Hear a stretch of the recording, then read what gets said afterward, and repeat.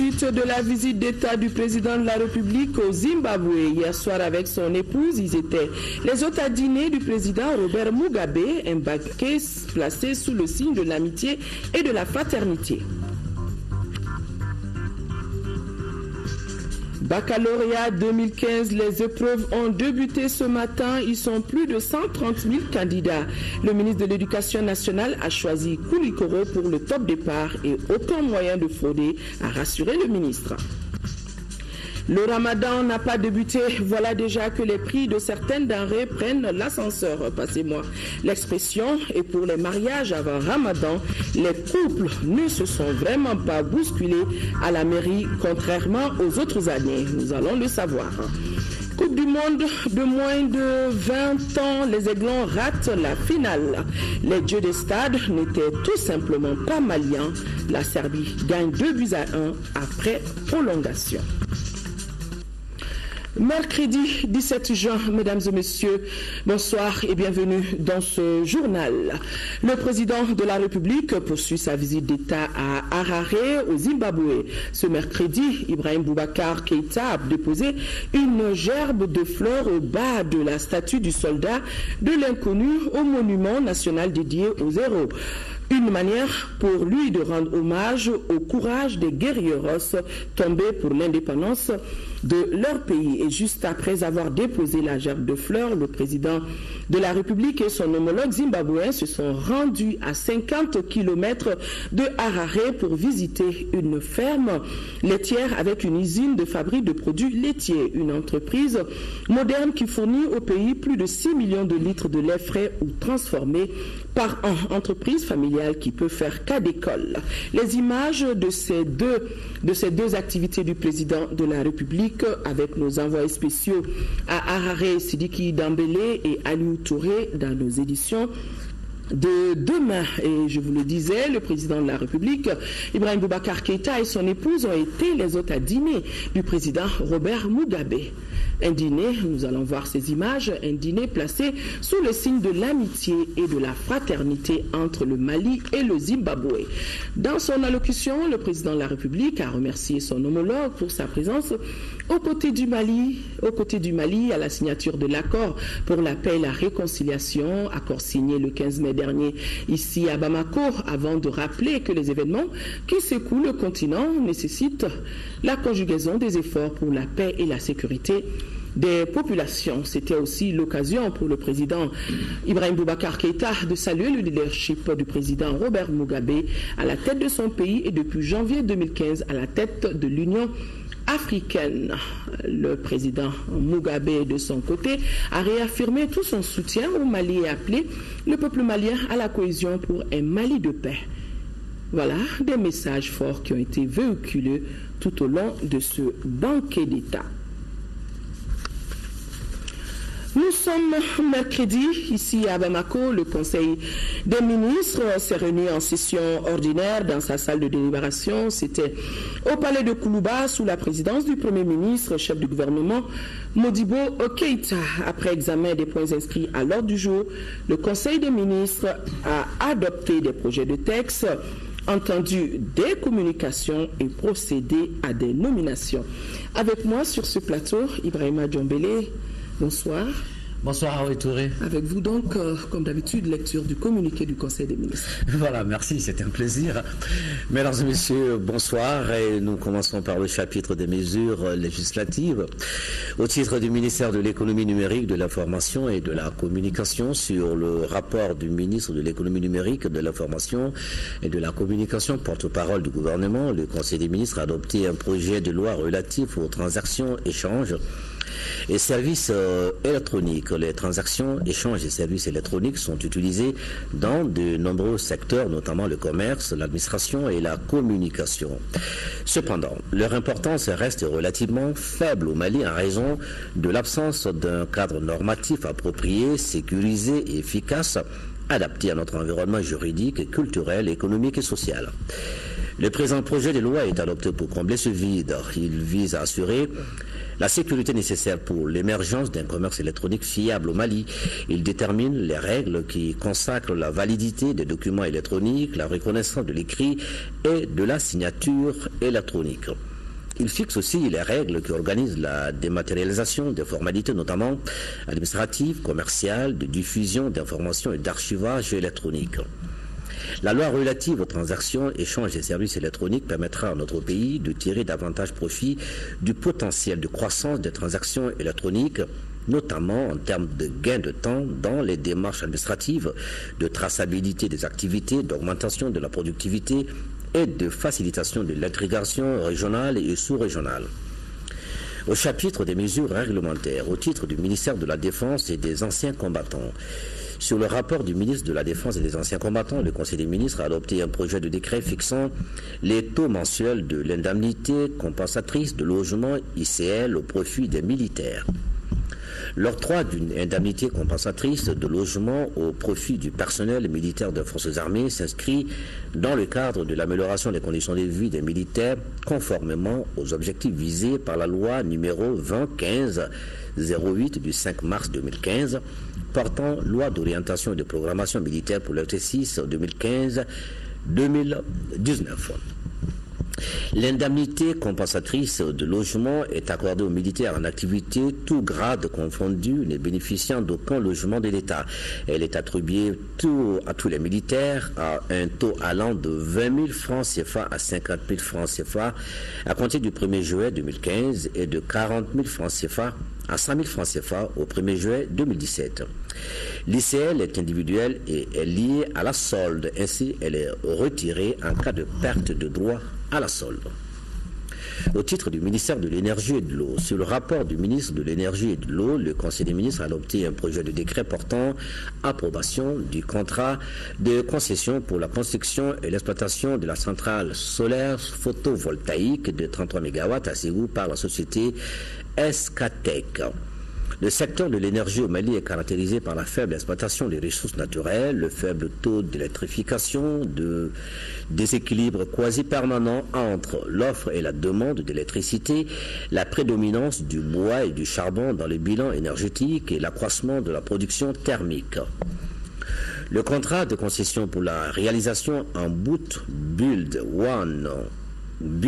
own, operate and transfer de la centrale solaire photovoltaïque à Ségou est approuvé dans la perspective du renforcement des capacités de production, de transport et de distribution de l'énergie électrique, de la valorisation des ressources énergétiques nationales et du renforcement de l'importance des producteurs indépendants dans le cadre des partenariats publics-privés ou totalement privés.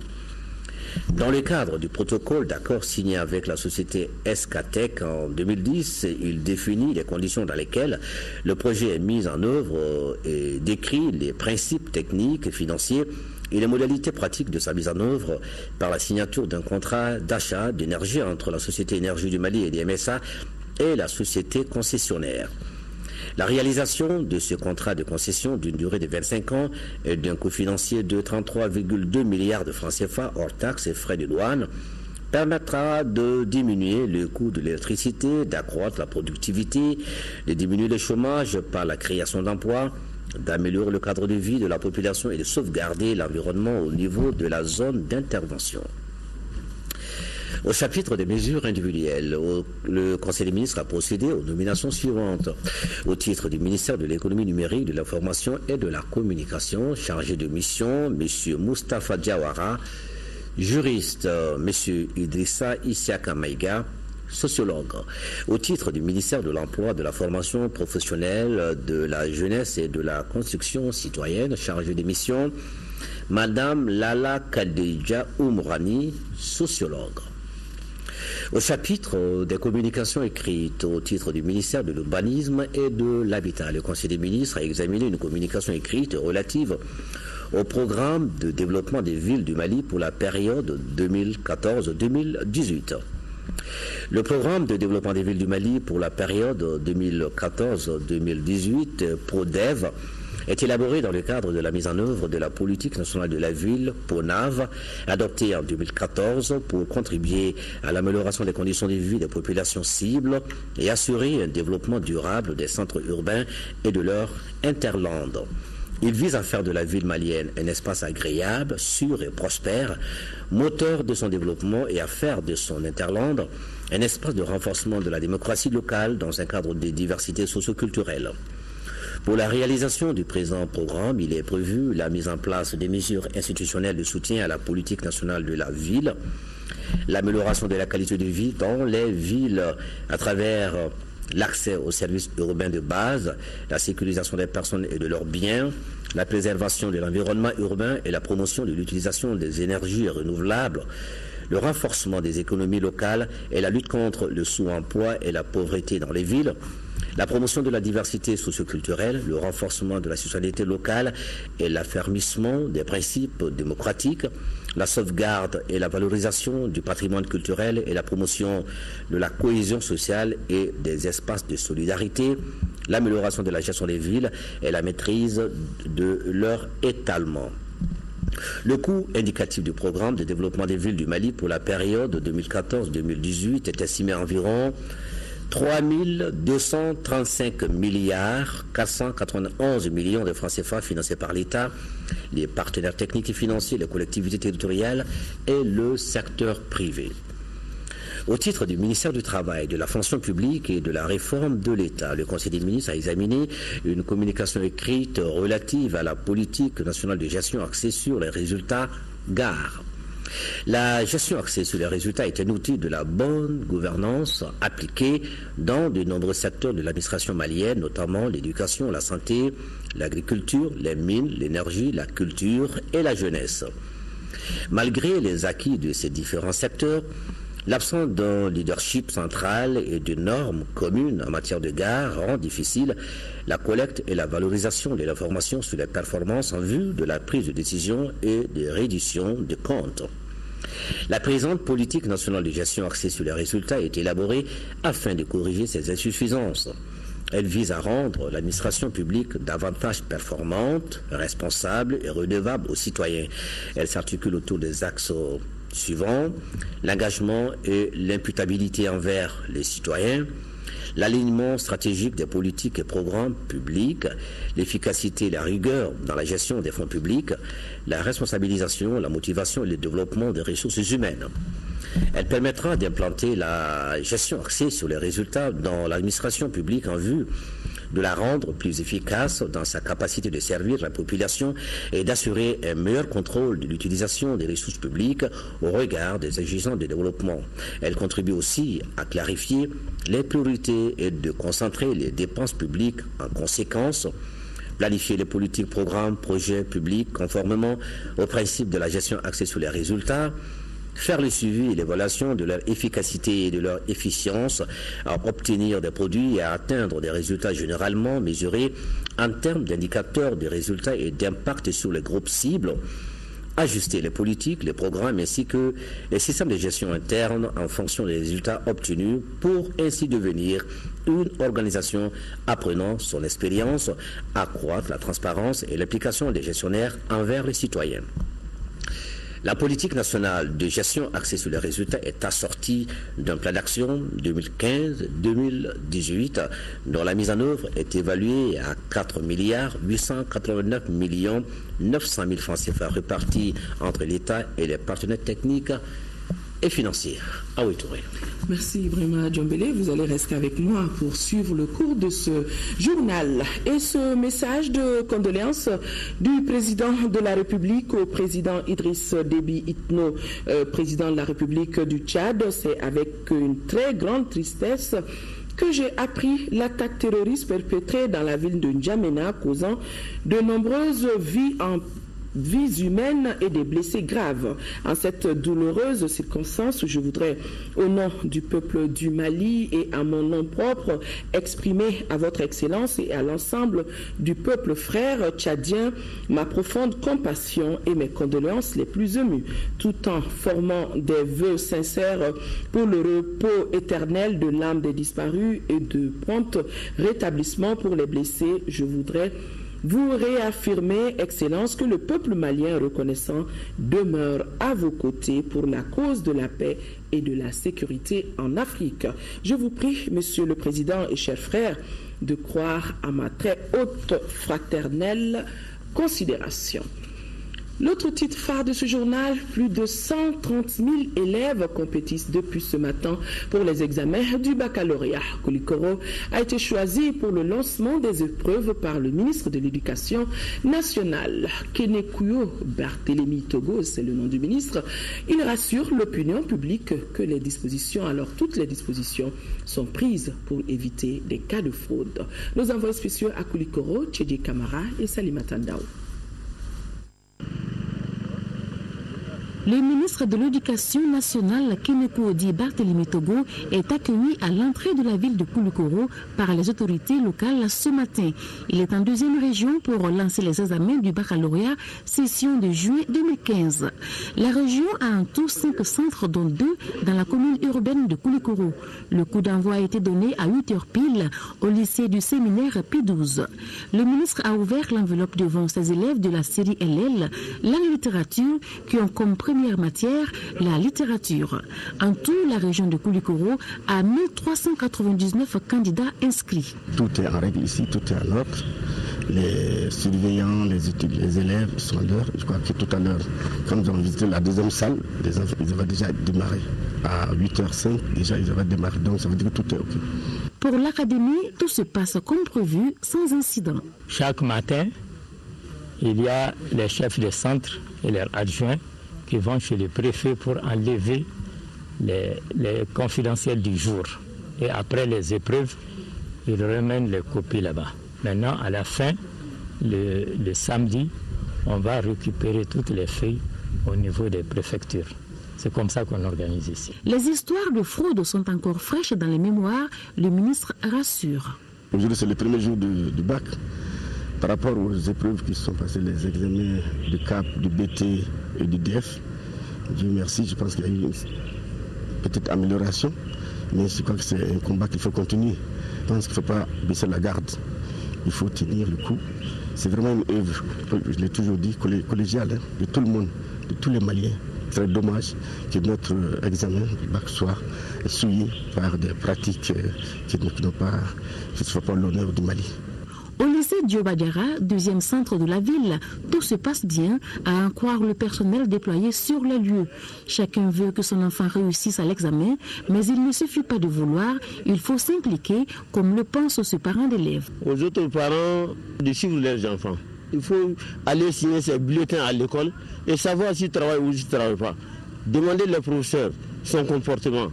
Et avec ça, on peut vraiment avoir un bon résultat. 127 948 candidats sont inscrits cette année au baccalauréat sur le plan national, parmi lesquels 19 098 candidats libres.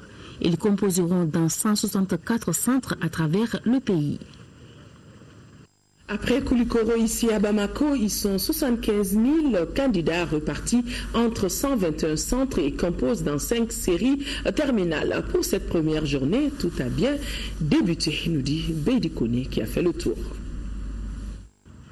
Ils sont au total 75 000 candidats répartis entre 121 centres dans le district de Bamako. Pour la session de juin 2015, les épreuves vont s'étendre sur 4 jours. Pour cette première journée, les sujets sont dans l'ensemble abordables selon certains candidats.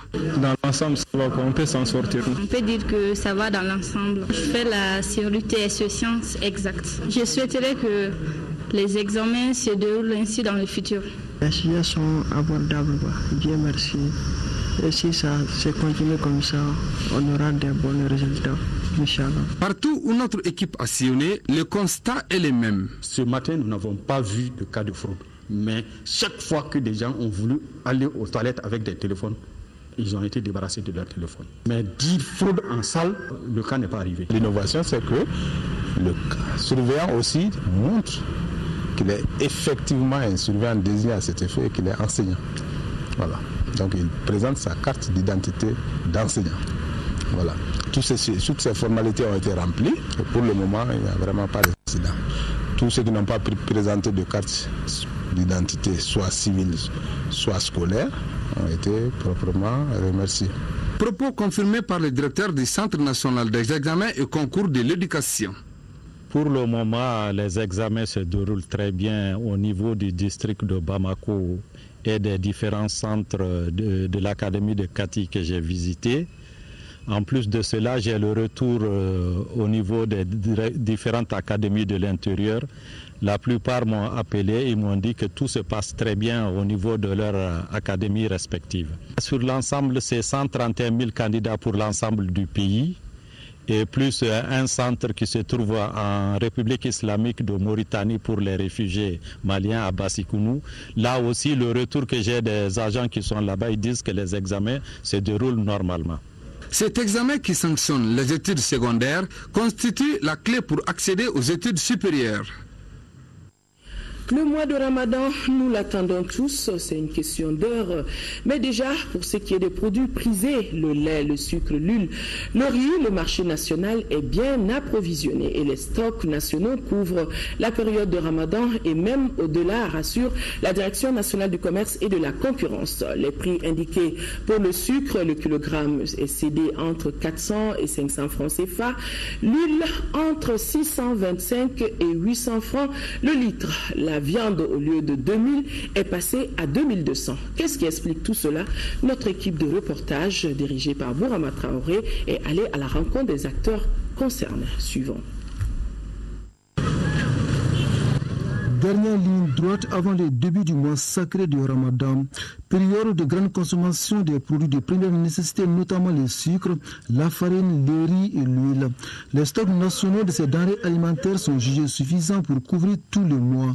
Les chiffres parlent d'eux-mêmes. Aujourd'hui, nous disposons sur le territoire national en sucre de 99 822 tonnes. En ce qui concerne l'huile alimentaire, nous disposons de 23 109 tonnes sur le territoire national. En ce qui concerne le riz, le stock disponible sur le territoire national est de 44 570 tonnes. Un tour dans les marchés de Bamako permet de le constater. Les magasins sont bien achalandés. Mamadou Diarra, un opérateur économique à Bagdadi, confirme. Le sucre, on a 6 000 tonnes. Le riz, on a 5 000 tonnes qui sont disponibles dans les magasins. On a des camions aussi qui sont en cours de route.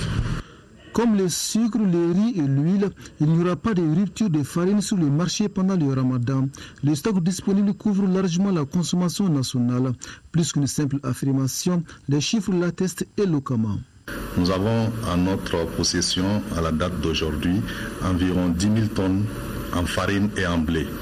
Donc, en ce qui concerne la farine produite déjà, nous avons pris les dispositions. Nous avons envoyé dans toutes les régions du Mali, c'est-à-dire des Cailles jusqu'à Gao. Nous avons à peu près 3500 tonnes à la date d'aujourd'hui dans les régions. À Bamako, dans nos magasins, nous avons 2000 tonnes. Et à Poulikoro, à l'usine, nous avons 3000 tonnes. L'autre grande équation à résoudre reste l'accès des populations à ces produits de première nécessité. À ce sujet, les opérateurs économiques et les départements de tutelle rassurent. Le sucre est vendu de 400 à 500 francs sur les différents marchés du Mali. En ce qui concerne l'huile alimentaire, le prix appliqué au litre est de 625 à 800 francs CFA. En ce qui concerne le riz, les prix appliqués pour le riz importé, c'est de 300 à 375 francs CFA le kilo. Le riz local, c'est de 350 à 450. À la date d'aujourd'hui, la farine a baissé sur les marchés maliens. On vendait la farine à 17 000 en gros. Aujourd'hui, nous avons baissé, bien avant le mois de carême, bien sûr. Et aujourd'hui, nous, on vend en gros à 16 500 le sac de 50 kilos. Comme il y a de coutume, à l'approche du mois de Ramadan, les prix des produits de première nécessité prennent de l'ascenseur. Une hausse qui a des conséquences sur les paniers de la ménagère. Comment maintenir alors les prix des différents produits ainsi fixés? En ce qui concerne le sucre et le riz, le gouvernement a réduit la base taxable. C'est comme si le gouvernement avait accordé une exonération à la consommation. Donc pour ce prix, on est obligé de surveiller est-ce que les prix consensuels fixés d'accord partis avec les opérateurs économiques sont respectés par les opérateurs économiques. Lorsque ces prix ne sont pas respectés, la réglementation nous permet d'infliger des sanctions aux contrevenants. En matière de contrôle des prix, le commissariat n'a pas mandat à contrôler les prix, mais nous avons un instrument au niveau de l'OPAM qui nous permet d'intervenir, ce que nous appelons les ventes d'intervention. C'est le cas cette année à Yélemane où les prix des céréales ont brutalement augmenté. au-delà de la moyenne nationale, on a demandé à l'OPAM de faire des ventes d'intervention. La vente d'intervention, ça veut dire qu'il va en dessous du prix du marché, mais de façon à ne pas créer aussi des problèmes pour les commerçants. En définitive, la vigilance doit être de mise, de quoi éviter toute inflation et surtout de démasquer les brebis galeuses sur le marché. Le mois de carême ne connaîtra pas de rupture en produits de première nécessité à Tombouctou, la ville des 333 saints. C'est ce qu'a déclaré le gouverneur de région lors de sa visite pour s'assurer de la disponibilité de ces denrées sur le terrain. Le sucre, le riz, la farine, la viande et l'huile sont disponibles dans tous les magasins, nous dit Hamou Soumeila. En cette veille du mois de carême, le gouverneur de région s'est rendu sur les marchés pour constater de visu la disponibilité des produits de première nécessité. Il se trouve que la plupart de ces produits est bien fourni. À Tombouctou, le kilogramme de sucre est cédé à 450 francs, le lait à 1500 francs, les litres d'huile à 800, les kilogrammes de viande de bœuf à 2000 francs. Je crois que les prix que nous avons trouvés sur le marché aussi sont suffisamment bons par rapport aux autres régions. Donc je crois que si vous voyez que les prix ont baissé, cela veut dire qu'il y a abondance. Donc de ce point de vue, je peux rassurer les populations qu'il n'y aura pas de pénurie durant ce mois de carême. À l'OPAM, près de 500 tonnes de mil sont entreposées. Pour le président de l'association des consommateurs, la disponibilité de ces différents produits est rassurante. À une exception près, nous sommes satisfaits de l'existence des stocks et de la stabilité des prix abordables. Le point d'ombre, c'est la menace sur le manque de stock de riz et la menace de spéculation sur la viande. Et ça, j'appelle les autorités à prendre des mesures pour combler ces gaffes. Les produits de première nécessité sont disponibles sur les marchés. Et l'OPAM a un stock très important de 4000 tonnes environ de petits mil. Sur les marchés, au niveau des différents magasins aussi, nous avons constaté un stock suffisant de lait, d'huile, de sucre et du thé. Donc ça veut dire que le mois de carême ne connaîtra pas de pénurie en produits de première nécessité. Pour ce qui est de la spéculation sur le prix de la viande ici à Bamako, notre équipe de reportage reviendra sur le sujet dans nos éditions de demain. L'approvisionnement du pays en produits de première nécessité constitue l'un des soucis majeurs de nos autorités et surtout en ce début de Ramadan, on l'a vu dans ce reportage. Vous pourrez suivre après ce journal une série d'interviews sur l'état d'approvisionnement du pays en denrées et sur leur prix. Une initiative du ministère du Commerce et de l'Industrie en langue bamana. Je vous le disais, à Bamako, cette année, les mariages du dernier dimanche avant le Ramadan n'ont pas été aussi vraiment nombreux comme d'habitude. Quelques couples ont tout de même pris le soin d'aller à la mairie pour célébrer officiellement leur union. Notre équipe de reportage, dirigée cette fois-ci par Nouvoun Sissoko, est allée voir dans des mairies comme celle de la commune 5 et commune 6 du district de Bamako.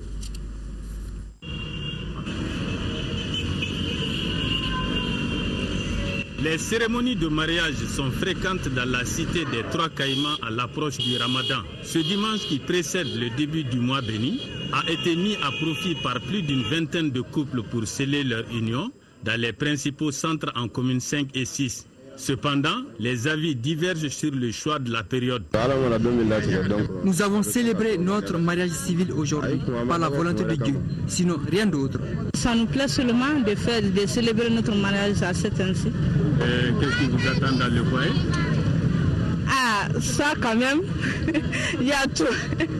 C'est le dernier dimanche avant le mois de Ramadan et puis c'est un jour béni pour moi. J'aimerais qu'elle soit une femme qui me respecte, et qui soit pieuse vis-à-vis de Dieu et vis-à-vis de moi-même. Ces multiples célébrations de mariage civil avant le Ramadan sont ancrées dans les habitudes selon le maire de la commune 6. Le dimanche passé aujourd'hui, nous sommes à peu près à 55 mariages célébrés dans le centre principal de la commune 6. En dehors du centre, il y a 5 autres centres secondaires dans lesquels il peut y avoir autant de célébrations dans la commune 6 cette semaine. Bon, c'est comme ça lié à la culture. Ce n'est pas commencé cette année depuis que nous sommes là. tous les Maliens savent qu'à l'approche du mois de carême, c'est une vague incessante de célébration de mariage.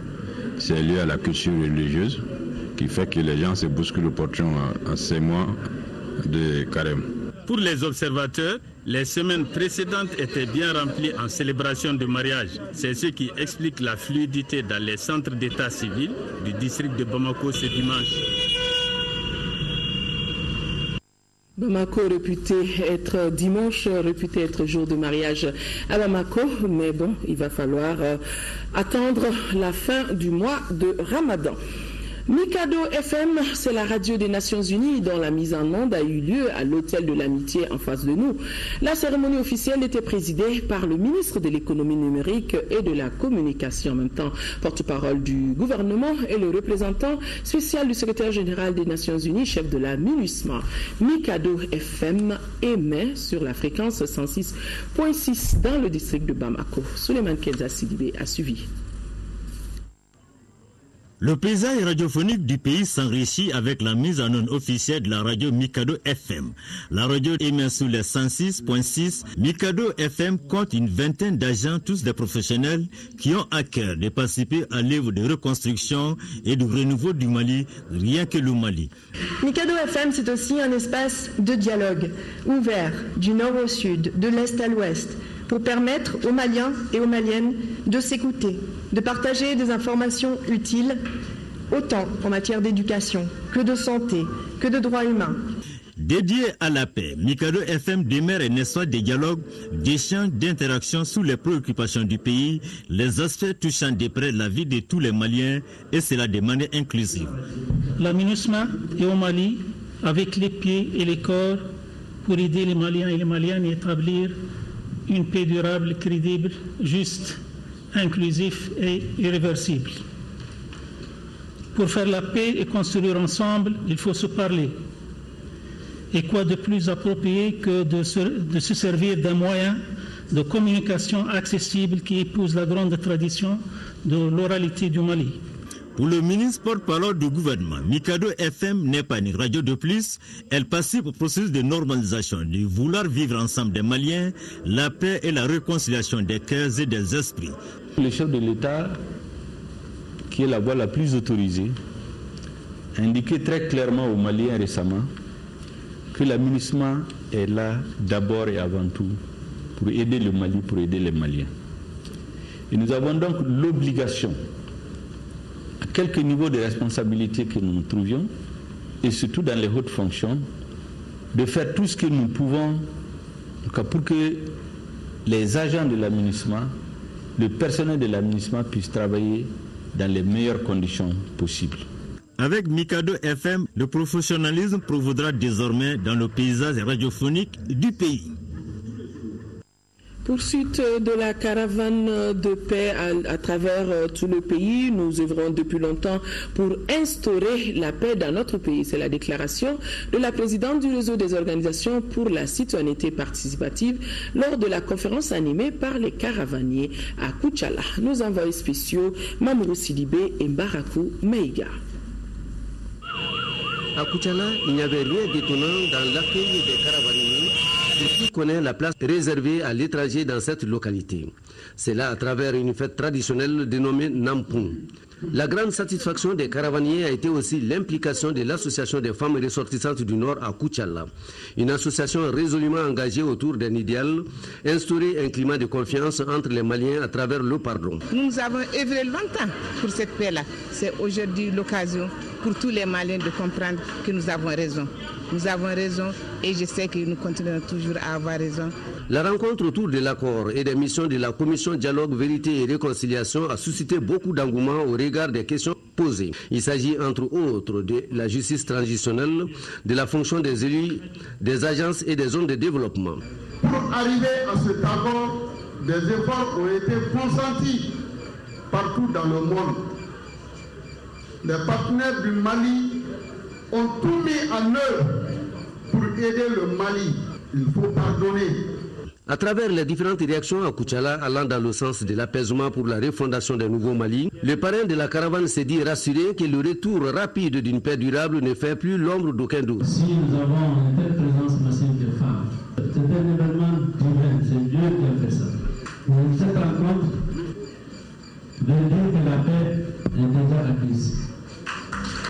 La caravane, c'est aussi le concert animé par Leila Gobi, une étoile montante, Alou Sam et le comédien Gimba Junior. Au cours de cette même soirée, un film documentaire sur Kidal et la réaction de ses habitants depuis le début de la crise prouve à suffisance que Kidal est et restera une ville malienne. La paix et la réconciliation, le Forum des femmes pour la paix et la réconciliation au Mali a débuté au centre Awa Keita. Cette rencontre est organisée par ONU Femmes et la plateforme des femmes leaders du Mali. Rachel Tessougué, compte rendu. Durant la crise sécuritaire qui a secoué notre pays, les femmes ont beaucoup souffert. Certaines ont été victimes de viols, de mariages forcés, d'autres ont perdu leur mari, leur famille. Face à cette situation, ONU Femmes et la plateforme des femmes leaders du Mali estiment que le Mali ne peut pas avancer dans le processus de paix en laissant de côté les femmes. D'où la nécessité d'une telle rencontre qui a pour but de renforcer la participation des femmes en tant qu'actrices et bénéficiaires du processus de paix. Il est question de prévention des violences faites aux femmes. Comment est-ce qu'on peut s'assurer que la femme qui est dans le fin fond du Mali participe à toutes les étapes, que ce soit les étapes de discussion, que ce soit les étapes de compensation, que ce soit la démobilisation, la réinsertion. Le secrétaire général du ministère de la promotion de la femme, de l'enfant et de la famille rassure les femmes qu'elles bénéficieront de la priorité qu'elles méritent au moment de la mise en œuvre de l'accord de paix. Sans les femmes, il ne peut pas y avoir de paix. Elles sont au début, à la fin et dans tout le processus. J'en suis convaincu et le gouvernement en est convaincu. Donc c'est clair que les résolutions qui vont sortir de ce rassemblement, qui réunit toutes les femmes des 4 coins du pays, va certainement d'abord d'établir une cohésion entre les femmes elles-mêmes, toutes sensibilités comprises, et ensuite permettre d'avoir un agenda, une feuille de route si vous voulez, pour la participation ou l'implication définitive des femmes dans le processus de la réconciliation et de la paix au Mali. Depuis l'éclatement de la crise en 2012, la plateforme des femmes leaders du Mali et ONU Femmes ont joué un grand rôle dans la mobilisation des femmes pour la paix. Le ministre de l'économie numérique, de la communication, porte-parole du gouvernement, Shogel Kokala Meiga, était avec nous hier. Nous, c'est-à-dire le personnel de l'URTM, l'ordre du jour comportait 2 points essentiels, à savoir le compte-rendu de sa visite au centre émetteur du Point G et route de Kati, les difficultés de fonctionnement du service, la longueur démesurée des reportages et ses échanges avec le ministre Shogel Kokala Meiga ont permis de faire plusieurs mises au point qui vont faciliter la bonne marche de l'URTM dans sa mission de service public. Compte rendu, Mahamadou Doumbia. En rencontrant la direction générale et les 2 rédactions de l'URTM, le ministre de l'économie numérique, de l'information et de la communication, porte-parole du gouvernement, Shogel Kokala Meiga, a voulu discuter franchement des difficultés qui assaillent ou perturbent souvent le bon déroulement du service.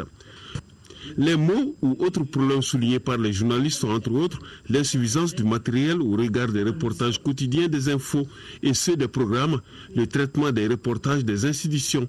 Nous avons eu des échanges très intéressants avec les journalistes qui ont émis des réserves sur certaines questions, qui ont donné des idées, qui ont fait des propositions et qui ont beaucoup apprécié le fait qu'on soit venu échanger avec eux. Certains ont dit que c'est une première, en tout cas avoir un débat très large où les gens se sont largement exprimés. Ils exercent un métier très ingrat, très difficile. Ils sont interpellés de toutes parts. Tout le monde veut être couvert à souhait. Ils ont des questions de moyens, des questions de moyens financiers, des questions de moyens matériels, des doléances qui sont posées au niveau du gouvernement depuis des années. Et puis, il y a des incompréhensions souvent aussi. Sur toutes ces questions, nous avons parlé à cœur ouvert et je crois qu'on s'est très bien compris. Contrairement aux rumeurs, le ministre a rassuré. Les choix donc des extraits quintessents et de la durée des reportages reviennent aux journalistes. Sans pression et sans contrainte, ils doivent collaborer avec les chargés de communication des départements ministériels et des institutions.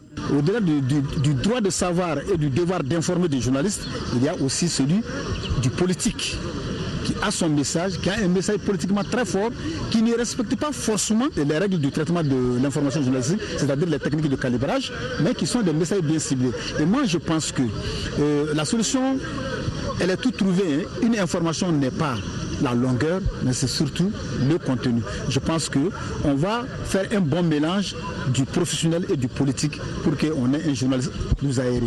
On a dit ce que nous tenait à cœur pour améliorer le travail et c'était une très bonne expérience, c'était une très bonne chose que nous avons bien appréciée. La longueur des éléments, c'était notre souci premier.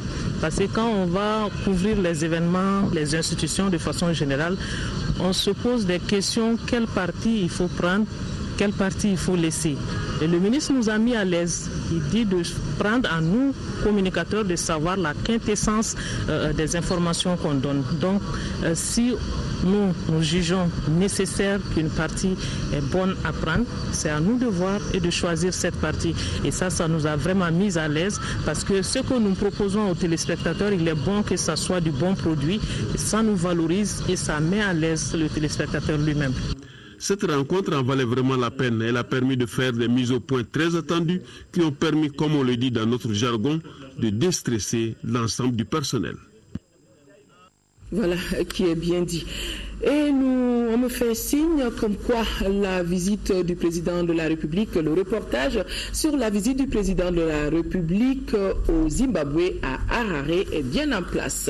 Et ce matin, Ibrahim Boubacar Keïta a déposé une gerbe de fleurs au bas de la statue du soldat de l'inconnu au monument national dédié aux héros. Une manière pour lui de rendre hommage au courage des guerrieros tombés pour l'indépendance de leur pays. Visite guidée suivie par nos envoyés spéciaux Sidiki Dambélé et Aliou Touré.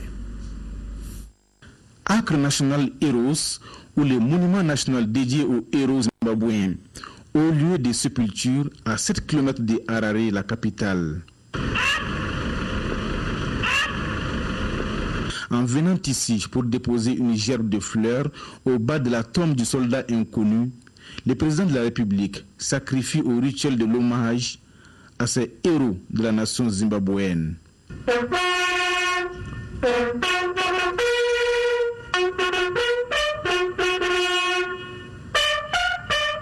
Construit en 1981, juste un an après l'indépendance du Zimbabwe, ce monument national est composé de la tombe du soldat inconnu, la flamme éternelle, des murales et d'un musée. 47 personnes, toutes des patriotes, qui ont accepté et enduré la douleur, la souffrance, la brutalité avec courage jusqu'à la mort et au nom de la liberté sont enterrés ici. Que d'émotions! Nous avons vu avec beaucoup d'émotions toutes ces vies fauchées, souvent dans la fleur de l'âge. Très peu ont atteint la cinquantaine. Et jusqu'au dernier, le président de la ZAPU, le Chankomo, et tout cela ont mérité qu'on leur soit rendu.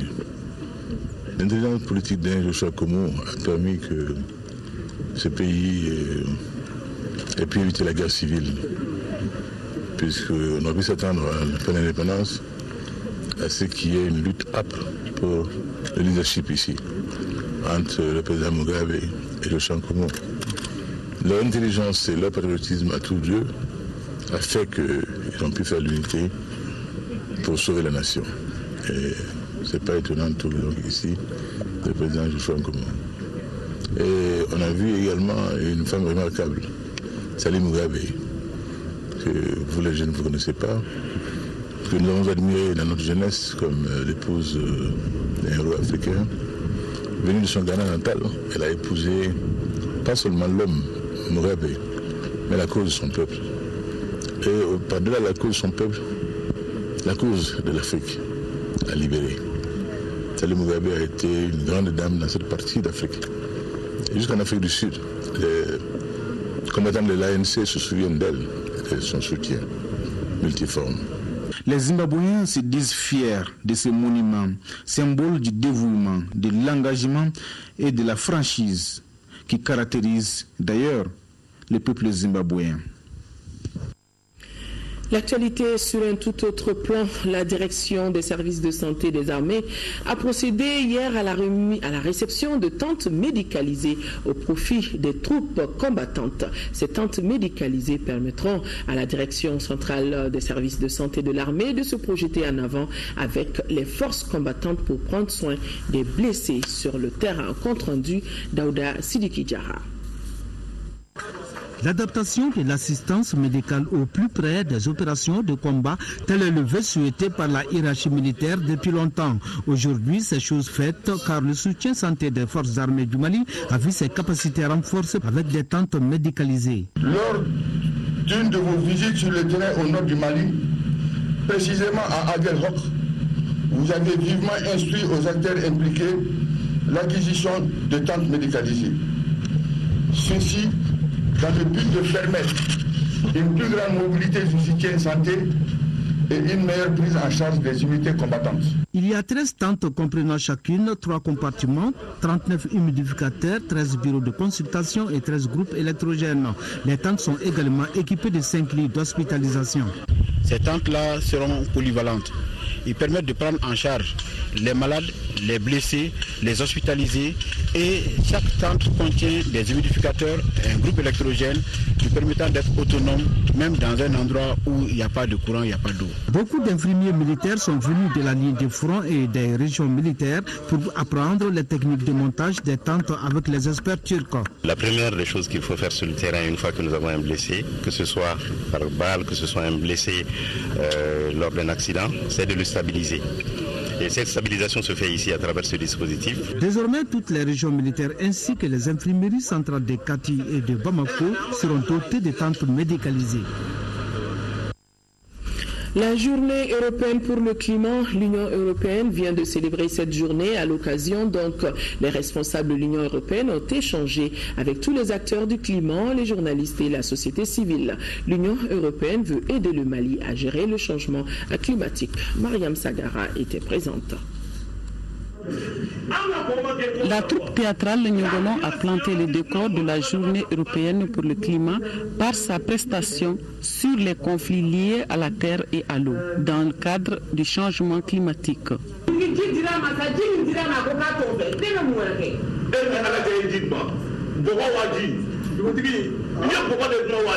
L'Union européenne s'engage à venir en aide au Mali dans sa lutte contre la dégradation de la terre, de la faune et de la flore. Une dégradation qui est à la base du changement climatique.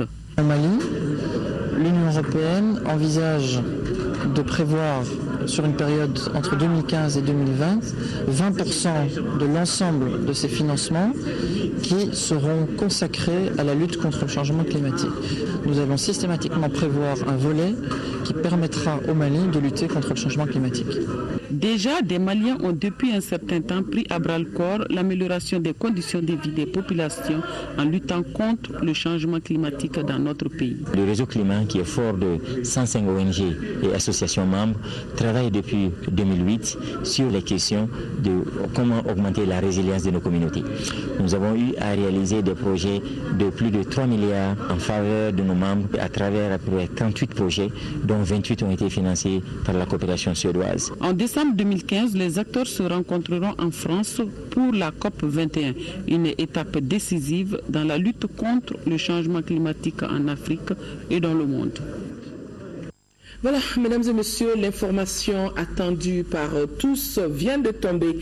Le ministre des Affaires religieuses et du culte, sur la base de la délibération de la Commission nationale d'observation de la Lune chargée de la fixation des dates officielles des fêtes musulmanes et du début du mois de Ramadan, porte à la connaissance de la communauté musulmane que le croissant lunaire Ramadan ou son Kalo a été aperçu à différents endroits du pays Bougouni par les fidèles de la mosquée Massabla Koura Abdoulaye Diarra et autres, Kouchala par Mamadou Kone 33 ans, Boubacar Sidibé, son numéro de téléphone 66 13 86 38.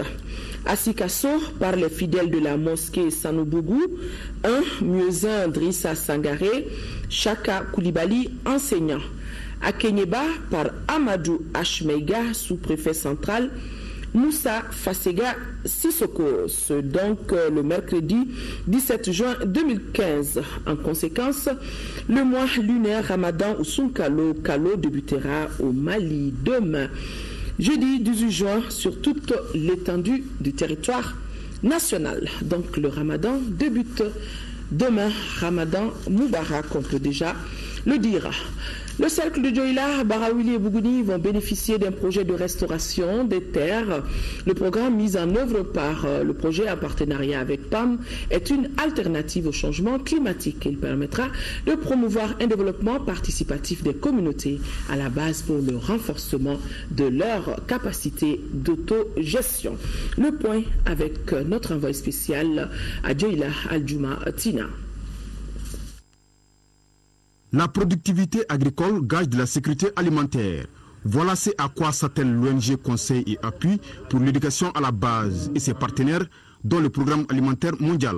Le projet s'est assigné comme objectif sur la période de 2015-2018 de conscientiser les producteurs sur les effets du changement climatique, la productivité agricole par la mise en place d'un mécanisme d'approvisionnement en semences de qualité et l'introduction d'un paquet de technologies agricoles, l'appropriation et la maîtrise des technologies adaptées à la défense et à la restauration des sols pour atténuer les effets du changement climatique au Mali.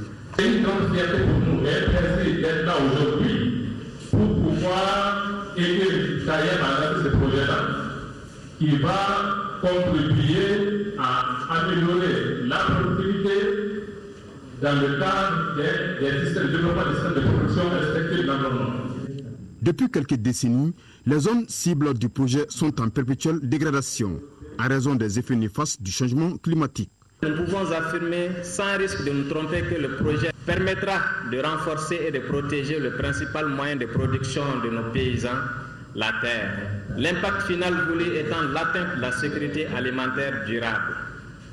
Aussi, inviterai-je les maires des communes concernées et les chefs des services techniques à s'impliquer à fond dans la mise en œuvre du projet. Il y aura des paquets technologiques à travers les microdoses, à travers maintenant les techniques de restauration qui vont nous permettre d'améliorer les rendements à l'hectare.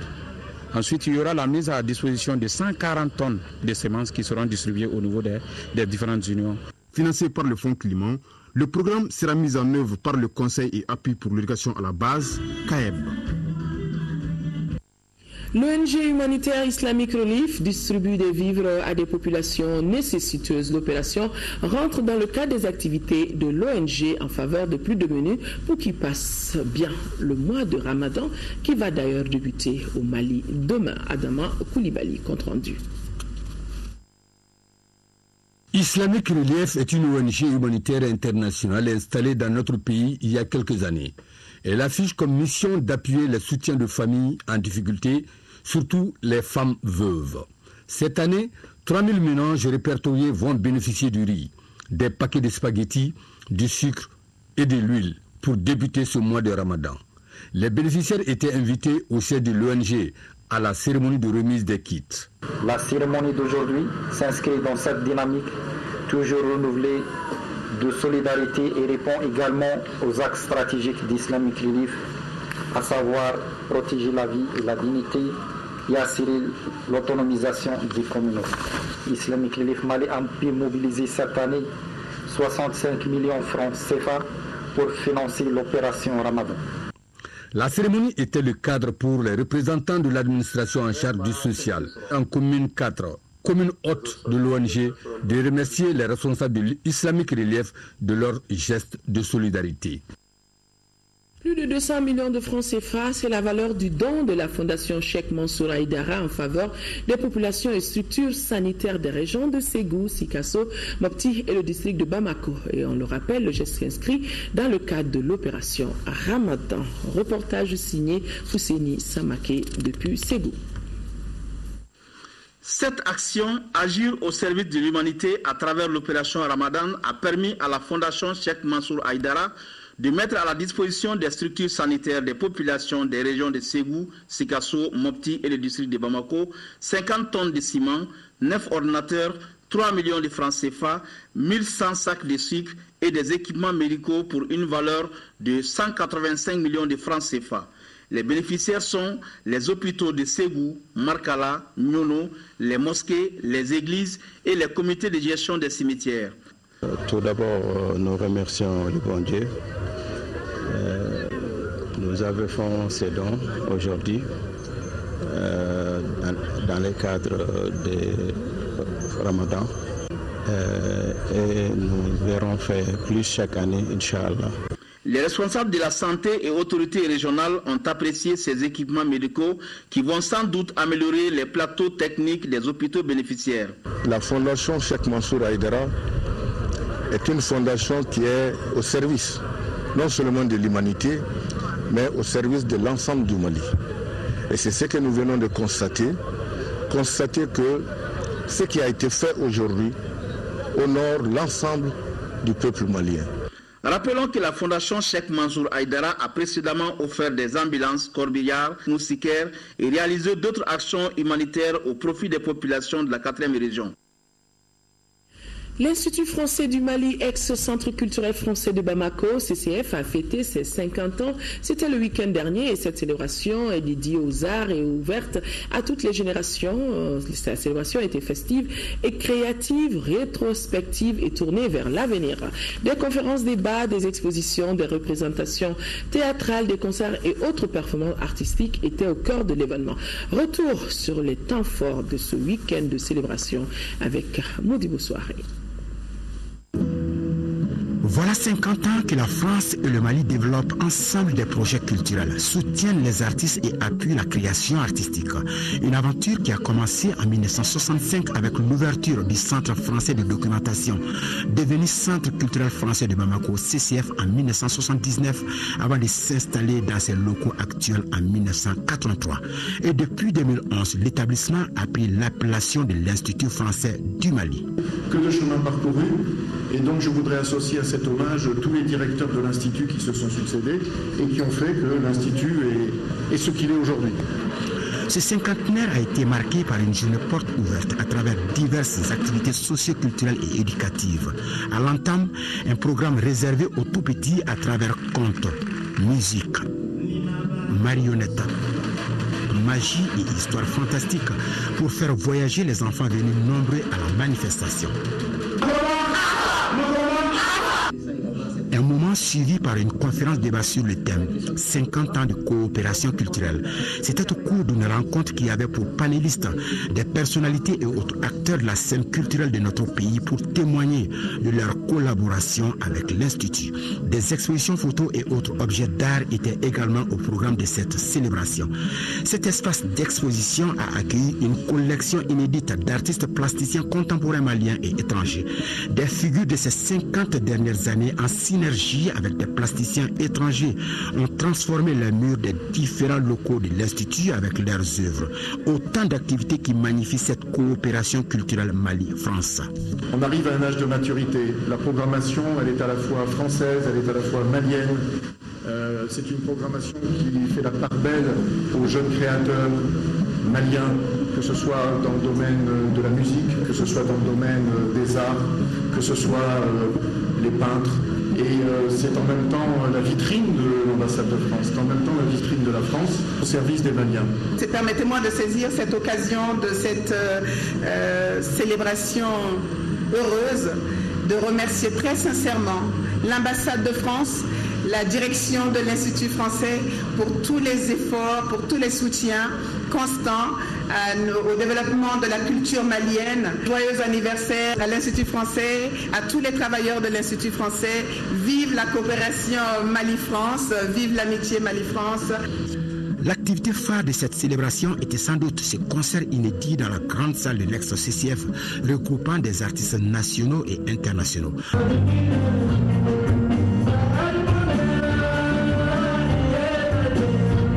Ce fut un moment de communion entre ces sommités de la musique qui ont gratifié le public à travers diverses sonorités. Après près de 300 événements par an, l'Institut français du Mali participe pleinement à la promotion des échanges artistiques et audiovisuels et à celle de la langue française dans notre pays. En somme, la structure accompagne le secteur culturel malien dans une approche d'échange et de dialogue des cultures. On ne cessera de le répéter, le Mali, pays de culture. La fête de la culture ou encore Dental Fina Tawaseno s'est tenue en fin de semaine dans la commune rurale de Ouankoro, c'est dans le cercle de Bankas. Cette deuxième édition du festival a regroupé artistes et éleveurs à travers parades de chevaux, de chèvres, de vaches, de hameaux, occasion de sortie de toute la riche culture du Sénon. Envoyés spéciaux, Ibrahima Tchokari, Tchédji Moussa Kamara et Samba Sidibé.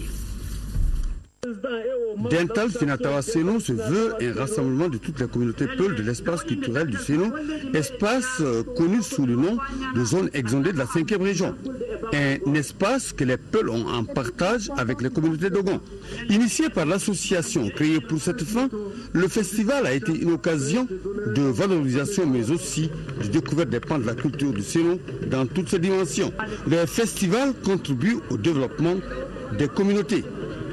Si on prend les femmes qui se débrouillent ici à Ouankoro en vendant des beignets et autres choses, vous voyez, pendant 3 jours, vous voyez qu'économiquement, c'est rentable pour la commune.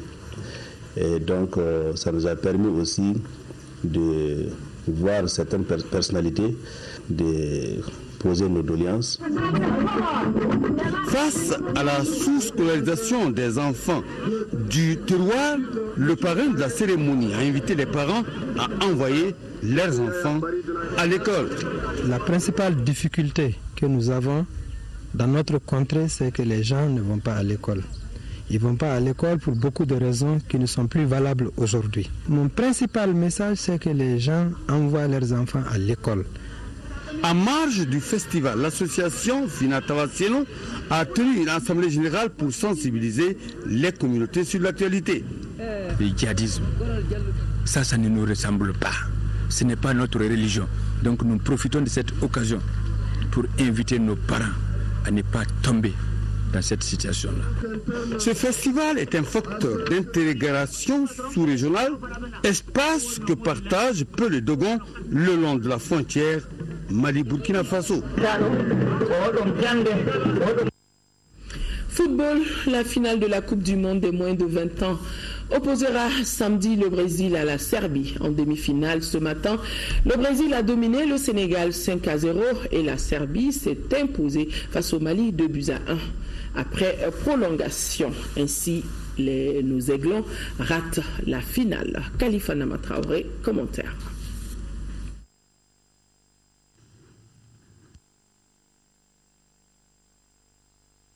L'aventure des Aiglons à la Coupe du Monde des moins de 20 ans en Nouvelle-Zélande s'arrête en demi-finale et avec beaucoup de regrets puisque l'équipe malienne a démontré une bien meilleure figure que lors de sa première confrontation en poule face à la Serbie il y a 2 semaines, perdue 0-2. Les Balkans démarrent bien la rencontre en multipliant les tentatives. Ils ouvrent le score dès la 4e minute par André Zivkovic, profitant d'une erreur défensive malienne. Suleiman Koulibaly empêche Sergei Milinkovic d'alourdir la marque à la 13e minute. Les Aiglons se ressaisissent alors et prennent les choses en main. Youssouf Koné établit la parité à la 40e minute et le tir de Suleiman Diarra a failli donner l'avance au nôtre juste avant la pause. Les Aiglons restent sur la même lancée.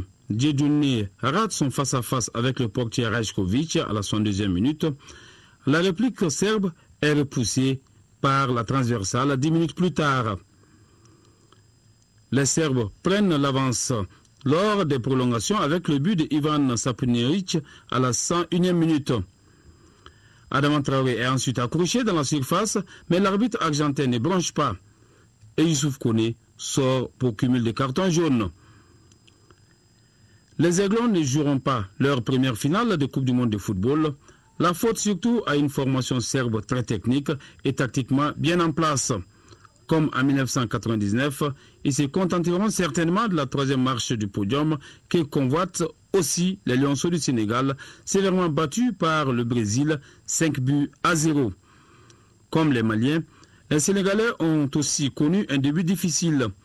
Un but contre son camp de Corée à la 5e minute donne le ton d'un festival offensif au Riverde.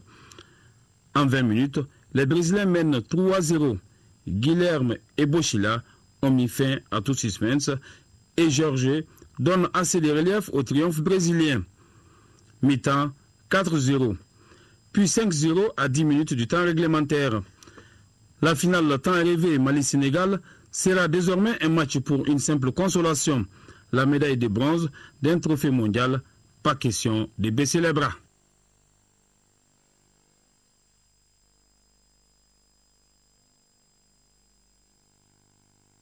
En tout cas, félicitations aux Aiglons. Seulement, tout simplement, les dieux des stades n'étaient pas maliens ce matin. Le président de l'Assemblée nationale porte à la connaissance des honorables députés qu'une séance plénière de la session ordinaire en cours se tiendra demain jeudi 18 juin et jour suivant s'il y a lieu à partir de 10h dans la salle Modibo Keïta. Le projet d'ordre du jour porte sur l'adoption des procès-verbaux des séances plénières des 16 et 30 avril dernier. Question orale adressée à Monsieur le ministre de l'Équipement, des Transports et du Désenclavement par le député Mamadou Awa Gassama et au ministre du Développement rural par le député Bakary Koné. Délibération sur des projets et propositions de loi intéressant la vie de la nation. Des communications, le président de l'Assemblée compte sur la présence effective des honorables députés et la séance elle est publique.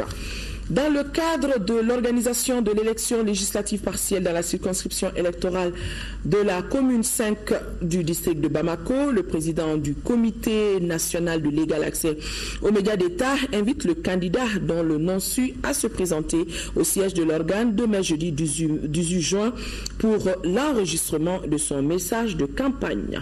9h, URD, Boubou Diallo. Voilà, mesdames et messieurs, c'est donc tout pour ce journal. Merci de l'avoir suivi. On rappelle l'information. La communauté musulmane du Mali va pouvoir débuter le Ramadan demain jeudi, la lune ayant été aperçue à plusieurs endroits du territoire. Reste pour nous de vous souhaiter bon début de Ramadan, Ramadan Moubarak. Et l'information, 10h-13h, ça sera une présentation de Aïssata Ibrahim Meiga. Excellente nuit à tous, au revoir.